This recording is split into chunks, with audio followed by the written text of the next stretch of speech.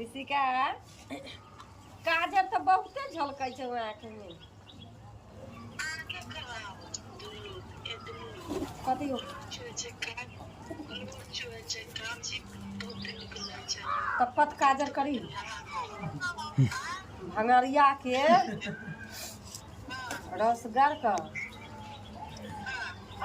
सुखा दिया ही कपड़ा के आ बतिहर बांट कर अथी का वही से काजर एक के अभी ना भेला त आधे भेबे करे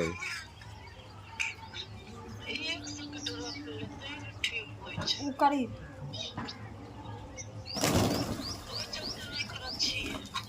देखी कथी हो गलो आँख में आँख खराब हो गलो है लाल भेल है आँख के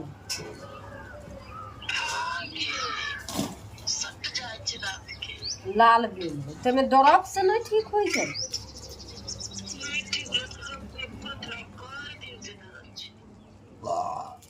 देखी तो उहे धोखा